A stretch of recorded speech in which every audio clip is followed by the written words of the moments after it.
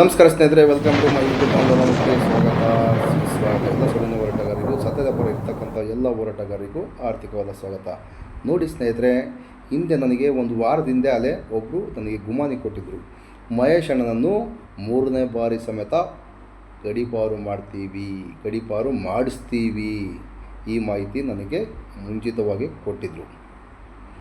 ಮತ್ತು ಅವರ ಟಾರ್ಗೆಟ್ ಏನು ಗೊತ್ತಾ? ಧರ್ಮಸ್ಥಳದ ಸೌಜನ್ಯ ಪ್ರಕರಣವನ್ನು ನಿಲ್ಲಿಸಬೇಕು. ಧರ್ಮಸ್ಥಳದಲ್ಲಿ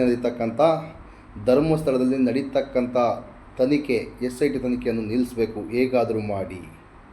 ಇವರನ್ನೇ ಷಡ್ಯಂತ್ರ ಮಾಡಿ ಗಿರೀಶ್ ಮಟ್ಟಣ್ಣನವರನ್ನು ಮತ್ತು ಇವರು ತಿಮ್ಮರೋಡಿ ಅವರನ್ನು, ಜಯಂತ್ ಅವರನ್ನು, ಪ್ರತಿಯೊಬ್ಬ ಹೋರಾಟಗಾರರನ್ನು ಯಾರ್ಯಾರು ಮುಂದೆ ಬಂದು ಇದು ಮಾತಾಡ್ತಾರೋ ಅಂಥವನ್ನೆಲ್ಲ ಷಡ್ಯಂತ್ರ ಮಾಡಿ ಒಳಗಾಗ್ತಾರೆ ಸಮೇತ ಅಂತ ಹೇಳ್ತಾಯಿದ್ರು.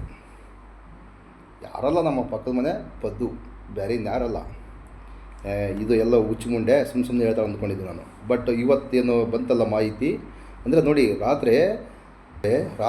ನಿನ್ನೆ ರಾತ್ರಿ 12ರಿಂದ 2 ಗಂಟೆ ಒಳಗೆ ಸುಮಾರು ಒಂದು 25-30 ಜನ ಪೊಲೀಸ್ನವರು ಮಹೇಶ್ ಅಣ್ಣನ ಮನೆಗೆ ಹೋಗಿ ನೋಟಿಸ್ ಬೈ ಹ್ಯಾಂಡ್ ಕೊಡಬೇಕು, ಅವರಿಗೆ ಬೈ ಹ್ಯಾಂಡಾಗಿ ಕೊಡಬೇಕು ಅಂತ ಹೇಳ್ತಾವ್ರೆ. ಬಟ್ಟು ಬೈ ಹ್ಯಾಂಡ್ ಕೊಡೋಕ್ಕೆ ಇಷ್ಟು ಜನ ಹೋಗ್ಬೇಕಾ? ಯಾಕೆ ಬೆಳಕರಿದ್ದಿಲ್ವಾ? ಇವರ ಉದ್ದೇಶ ನಿಖರವಾಗಿದೆ. ಅವರನ್ನು ಹಿಡ್ಕೊಂಬಂದು ಎತ್ತಾಕೊಂಡು ಹೋಗಿ ಗಡೀಪಾರು ಮಾಡಿಬಿಡಬೇಕು ಮಾನವಿಗೆ, ಒಂದೇ ಉದ್ದೇಶ. ಸ್ಟಿಲ್ಲಾ ವರ್ಗೀಸ್ ಮೇಡಮ್ ಅವರೇ, ನಿಮಗೆ ಸ್ವಲ್ಪ ಆದರೂ ಬುದ್ಧಿ ಇದೆಯಾ? ನಮಗಂತೂ ಗೊತ್ತಿಲ್ಲಮ್ಮ. ಯಾಕಂದರೆ ನೀವು 2 ಸಾರಿ ಸಕ್ಸಸ್ ಆಗಿಲ್ಲ, ನಿಖರವಾದ ಕಾರಣ ಹೇಳಿಲ್ಲ. ಸ್ಟಿಲ್ಲಾ ವರ್ಗೀಸ್ ಅವರೇ, ನೀವು 2 ಬಾರಿ ಗಡೀಪಾರು ಆದೇಶ ಮಾಡಿದ್ದೀರಿ. 2 ಬಾರಿ ಸಮೇತ ಅದು ಕಾನೂನು ಬಾಹಿರ ಅಂತೇಳಿ ಕೋರ್ಟೇ ತೀರ್ಮಾನ ಮಾಡಿ ಗಡೀಪಾರು ಆದೇಶವನ್ನು ರದ್ದು ಮಾಡಿರ್ತಕ್ಕಂಥದ್ದು. ಈಗ ಮತ್ತೆ 3ನೇ ಬಾರಿ ಇದು ಸಮೇತ ನಡೆಯಲ್ಲ, ಇದು ಸಮೇತ ರದ್ದಾಗುತ್ತೆ. ಏಕೆಂದರೆ ನೀವು ಅಲ್ಲಿ ಕೊಟ್ಟಿರ್ತಕ್ಕಂಥ ಕಾರಣಗಳನ್ನು ಕೇಳಿದ್ರೆ ನಮಗೆ ನಗು ಬರುತ್ತೆ, ನಿಜವಾದ ನಗು ಬರುತ್ತೆ. ಯಾಕಂದರೆ ಸೌಜನ್ಯ ಹೋರಾಟದಲ್ಲಿ ನಾನು ಸಮೇತ ಗುರುತಿಸ್ಕೊಂಡಿದ್ದೀನಿ, ಸೌಜನ್ಯ ಪ್ರಕರಣದ ಬಗ್ಗೆ ಮಾತಾಡ್ತಿದ್ದೇನೆ, ಸೌಜನ್ಯ ಹೋರಾಟದ ಬಗ್ಗೆ ಸಮೇತ ನಾನು ಮಾತಾಡ್ತಾನೆ ಇದ್ದೀನಿ. ಹಾಗಾಗಿ ಹೇಳ್ತಕ್ಕಂಥದ್ದು ಕೋಮು ಗಲಭೆ. ಯಾವಾಗ ಎಬ್ಸಿರ್ ಕೋಮು ಗಲಭೆ? ಕಂಪ್ಲೇಂಟ್ ಇರಬೇಕಲ್ವಾ? ಸುಮ್ಮನೆ ಬಿ ರಿಪೋರ್ಟ್ ಕೇಸುಗಳು, ಯಾವ್ಯಾವ ಸಿಕ್ಕಾಪಟ್ಟೆ ಕೇಸುಗಳು ಸುಮ್ಮನೆ ಅಲ್ಲ ರೀ.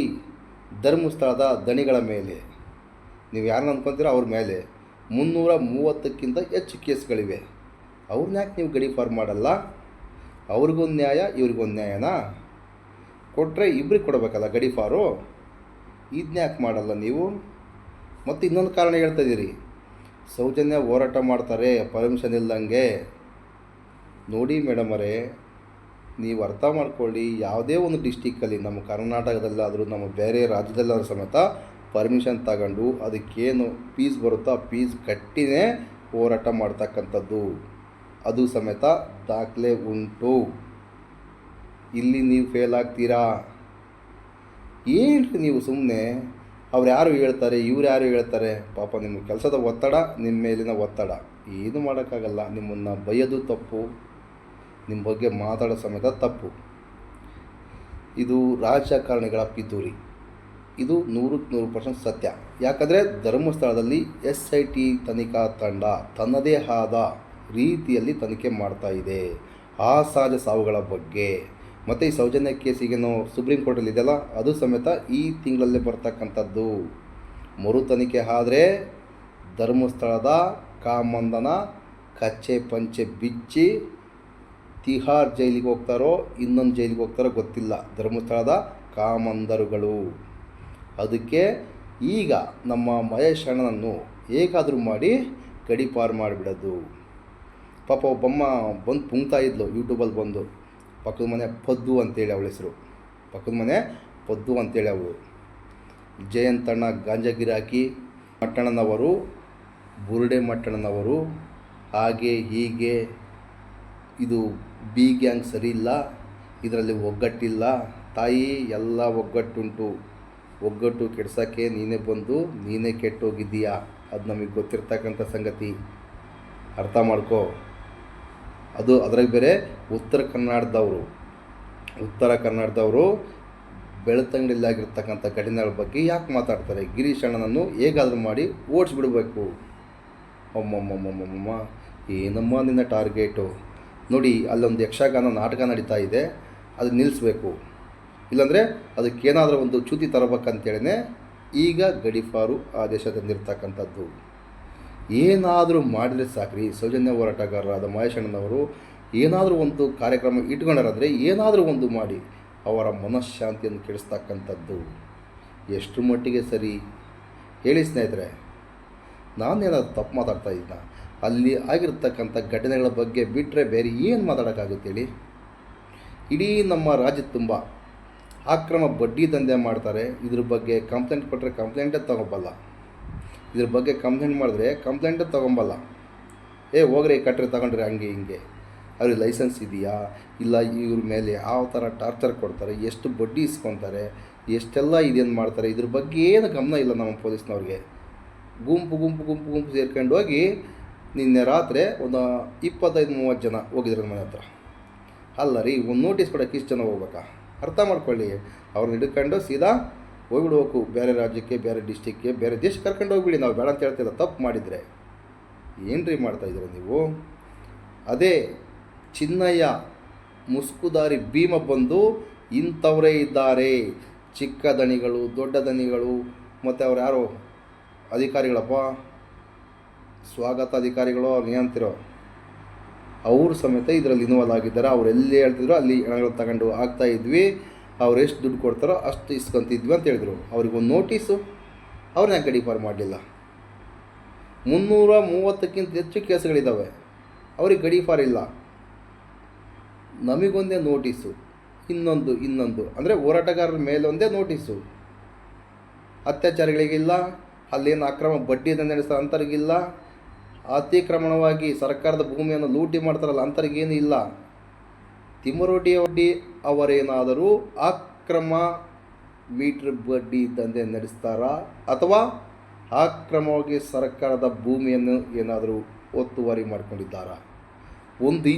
ಒಂದು ಇಂಚಾದರೂ ಇಲ್ಲ, 1 ಎಕರೆ ಆದರೂ, 1.5 ಎಕರೆ ಆದ್ರೂ ಮಾಡ್ಕೊಂಡಿದ್ದಾರಾ? ದಯವಿಟ್ಟು ದಾಖಲೆ ಕೊಡಿ. ಅದೇ ಧರ್ಮಸ್ಥಳದ ನೀವೇನು ಕರಿತಾ ಇದ್ದೀರಲ್ಲ, ದಣಿಗಳೋ ಪಣಿಗಳೋ ಇನ್ನೊಬ್ರು ಅಂತಿರಲ್ಲ, ಅವ್ರ ಬಗ್ಗೆ ಎಷ್ಟೊಂದೆಲ್ಲ ವಿಚಾರ ಇಡೀ ರಾಜ್ಯಕ್ಕೆ ಗೊತ್ತಿರತಕ್ಕಂಥದ್ದು. ಎಷ್ಟೆಲ್ಲ ದಲಿತರ ಮೇಲೆ ದಬ್ಬಾಳಿಕೆ ಮಾಡಿ ದಲಿತರ ಭೂಮಿಯನ್ನು ಕಿತ್ತುಕೊಂಡಿರ್ತಕ್ಕಂಥದ್ದು, ಹೋರಾಟಗಾರರನ್ನು ಜೀವಂತವಾಗಿ ಸುಡಲು ಹೊರಟಂಥವರು ದಾಖಲಾತಿದೆ ಸ್ವಾಮಿ. ಅದೇ ನಿಮ್ಮ ಸ್ಟೇಷನಲ್ಲಿ ಕಂಪ್ಲೇಂಟ್ ಸಮೇತ ಇದೆ. ಮನೆಗೆ ಬಾಗಿಲಾಕಿ ಪೆಟ್ರೋಲ್ ಸುರಿದು ಸೀಮೆಣ್ಣೆ ಸುರಿದು ಬೆಂಕಿ ಹಚ್ಚಿರ್ತಕ್ಕಂಥ ಘಟನೆ. ಇನ್ನು ಇವರೇನೋ ಧರ್ಮಾಧಿಕಾರಿನೋ ಪರಮಾಧಿಕಾರಿ ಅಂತಾರಲ್ಲ, ಅದಾಗೋಕ್ಕಿಂತ ಮುಂಚಿತವಾಗಿ ಅವರಾದಮೇಲೆ ಇನ್ನೆಷ್ಟು ದಬ್ಬಾಳಿಕೆ ನಮಗಂತೂ ಗೊತ್ತಿಲ್ಲಪ್ಪ. ಲೋಕಲ್ ಅವರು ಹೇಳಿರ್ತಕ್ಕಂಥ ಸಂಗತಿ, ದಾಖಲಾತಿ ಇರುವ ಸಂಗತಿ ಮಾತ್ರ ನಾವು ಹೇಳ್ತಕ್ಕಂಥದ್ದು. ಬೇಚನ್ ಕಬಳಿಕೆ ಇಂಥವ್ರಿಗೆ ಏನು ಮಾಡೋಕ್ಕಾಗಲ್ಲ, ಏನು ಕಿತ್ಕೊಂಬೋಕ್ಕೂ ಆಗೋದಲ್ಲ. ಇಡೀ ನಮ್ಮ ವ್ಯವಸ್ಥೆಯನ್ನು ಕೊಂಡುಕೊಳ್ಳೋಷ್ಟು ದುಡ್ಡು ಅವ್ರ ಹತ್ರ ಇದೆ.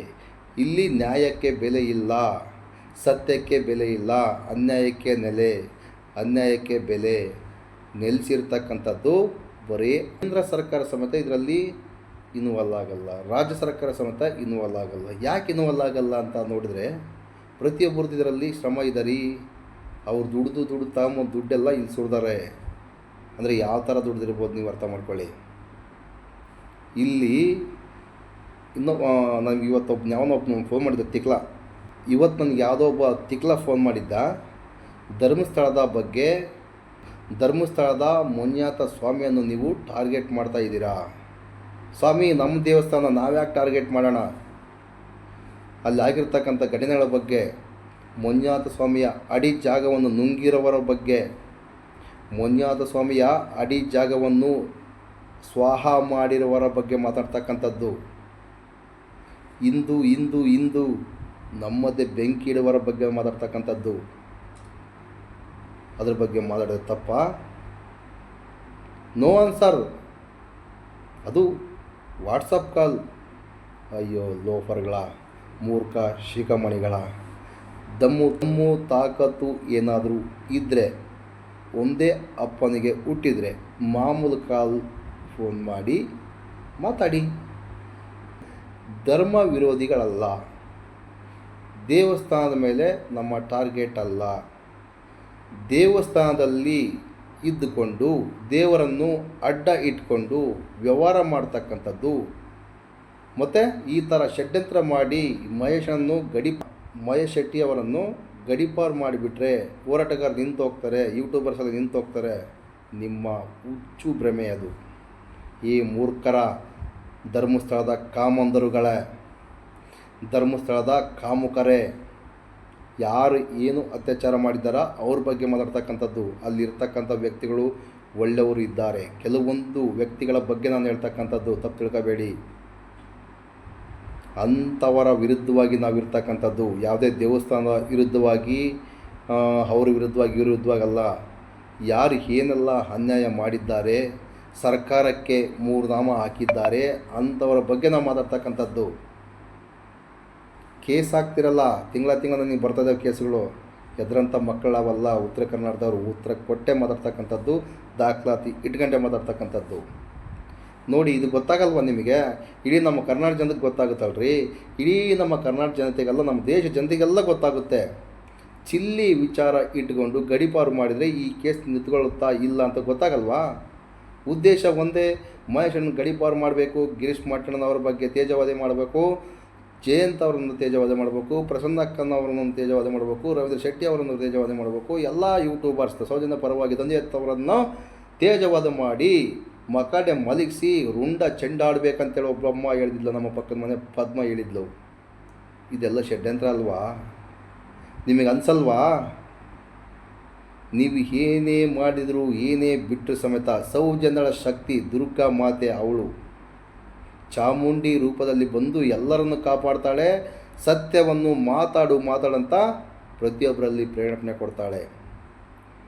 ಮರು ಹೋಗಿ ಅಂದರೆ ಸೌಜನ್ಯಳ ಹೆಸರು ಹೇಳಿ ದುಡ್ಡಿಸ್ಕೊಂಡು ಮುಂಡ ಮೂಸಕ್ಕೆ ಹೋದ್ರಲ್ಲ ಅಂಥವರೆಲ್ಲ ಎಲ್ಲೆಲ್ಲಿಗೂ ಹೋಗ್ಬಿಟ್ಟಾರೆ ಸ್ವಾಮಿ.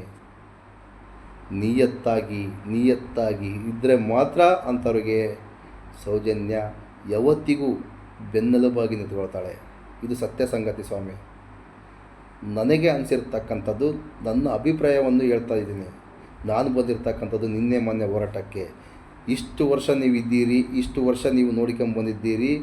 ಗಿರೀಶ್ ಮಟ್ಟಣ್ಣನವರ ಬಗ್ಗೆ ಮತ್ತು ಮಹೇಶ್ ಅಣ್ಣನ ಬಗ್ಗೆ, ಜಯಂತ್ ಅಣ್ಣನ ಬಗ್ಗೆ, ಬಡವರಿಗೆ ಯಾವ ರೀತಿ ಸಹಾಯ ಮಾಡ್ತಾ ಇದ್ದಾರೆ, ಧರ್ಮಸ್ಥಳ ಆಗಿರ್ತಕ್ಕಂಥ ಘಟನೆಗಳ ಬಗ್ಗೆ ನೈಜತೆಯನ್ನು ಹೇಗೆ ತೋರಿಸ್ತಾರೆ ಎಂಬುದು ನಿಮಗೆಲ್ಲ ಗೊತ್ತಿದೆ.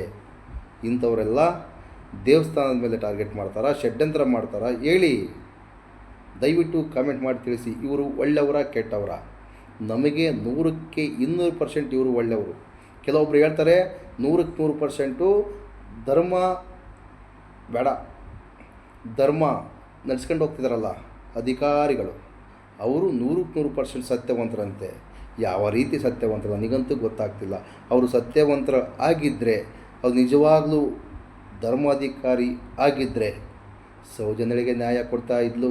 ಅದ ಮುಂದ್ಗಡೆನೇ ಇರ್ತಕ್ಕಂಥ ಆನೆ ಮಾವತನ ಮನೆ ಯಾರ ಪಾಲಾಗಿದೆ, ಅವರ ಸಾವಿಗೆ ಯಾರು ಕಾರಣಕರ್ತರು? ಅದು ಆಸ್ತಿಗೋಸ್ಕರ ಜಗಳ, ಆಸ್ತಿಗೋಸ್ಕರ ಕೊಲೆ. ಒಮ್ಮೆ ಅಲ್ಲ ರೀ, 10 ಬಾರಿ ಹೇಳ್ಬೋದು. ಆದರೆ ಅಪರಾಧಿಗಳೇ ಸಿಗಲ್ಲ. ನೋಡಿ, ಮೊನ್ನೆ ಒಂದು ಸುಮಂತ್ ಕೇಸ್ ಆಯಿತು. ಇದರಲ್ಲಿ ಸಮೇತ ಇವರ ಕೈವಾಡಿರ್ತಕ್ಕಂಥದ್ದು ಮೇಲ್ನೋಟಕ್ಕೆ ಕಾಣ್ತಾ ಇದೆ. 4 ತಂಡ ರಚನೆ ಮಾಡಿದ್ದಾರೆ. ಇದುವರೆಗೂ ಕೊಲೆಗಾರ ಯಾರಂತೇಳಿ ಗೊತ್ತೇ ಆಗಲ್ಲ. ಆದರೆ ಹೋರಾಟ ಏನಾದರೂ ಮಾಡಿದರೆ ಅಂಥವರನ್ನು ಗಡೀಪಾರು ಮಾಡ್ತಾರೆ. ಇದು ಯಾವ ಸೀಮೆಯ ನ್ಯಾಯ? ಇದು ಯಾವ ಸೀಮೆಯ ನ್ಯಾಯವಯ್ಯ? ನನಗಂತೂ ಒಂದೂ ಅರ್ಥ ಆಗ್ತಿಲ್ಲ ಸ್ವಾಮಿ. ನನಗೆ ಒಂದಟ್ಟಿಗೆ ಶಾಕ್. ಈಗ ಒಂದು 4:30-5 ಗಂಟೆಗೆ ಎದ್ದೆ. ಮಹೇಶನ ಮೇಲೆ ಮತ್ತೆ 3ನೇ ಬಾರಿ ಗಡೀಪಾರು. ಎಲ್ಲಿದ್ದೀವಪ್ಪ ನಾವು? ಸತ್ಯವಂತರನ್ನು ಗಡೀಪಾರು ಮಾಡಿದರೆ ಹೋರಾಟಕ್ಕೆ ಇನ್ಯಾರು ಬರ್ತಾರೆ ಹೇಳಿ?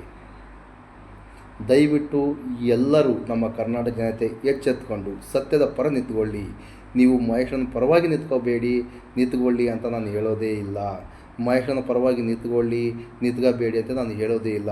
ಸತ್ಯ ಅನಿಸಿದರೆ ಅಂಥವರ ಪರವಾಗಿ ನಿಂತ್ಕೊಂಡು ಹೋರಾಟವನ್ನು ಮಾಡಿ ಅಂತ ಹೇಳ್ತಕ್ಕಂಥದ್ದು.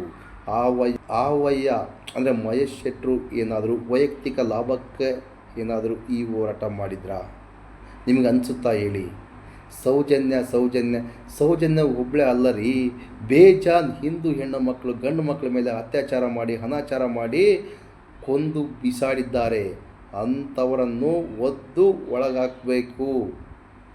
ಅದ್ರ ಬಗ್ಗೆ ಮಾತಾಡಿರ್ತಕ್ಕಂಥದ್ದು ನೋಡಿ. ಮತ್ತು ಇನ್ನೊಂದು ಪಾಯಿಂಟ್ ಹೇಳ್ತಿದ್ದಾರೆ, ಪೊಲೀಸ್ನವ್ರ ಬಗ್ಗೆ ಕಠೋರವಾಗಿ ಮಾತಾಡ್ತಿದ್ದಾನೆ. ಸ್ವಾಮಿ ಸೌಜನ್ಯ ಕೇಸಲ್ಲಿ ಅನ್ಯಾಯ ಮಾಡಿರ್ತಕ್ಕಂಥದ್ದು ನೀವೇ, ಅತ್ಯಾಚಾರಿಗಳನ್ನು ರಕ್ಷಣೆ ಮಾಡಿರ್ತಕ್ಕಂಥದ್ದು ನೀವೇ.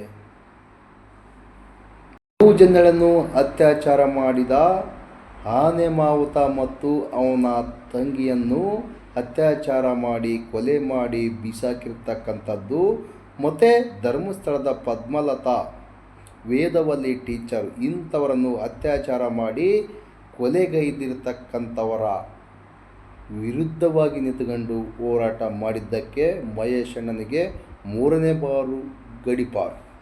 ಇದು ಎಷ್ಟರ ಮಟ್ಟಿಗೆ ಸರಿ? ಪೊಲೀಸ್ನವರ ವಿರುದ್ಧವಾಗಿ ಮಾತನಾಡಿದ್ದೀರಿ ಅಂತೇಳಿ ನಿಮಗೆ ಗಡೀಪಾರು ಆದೇಶ ಕೊಡ್ತಾ ಇದ್ದೀವಿ. ಹೆಂಗ್ರಿ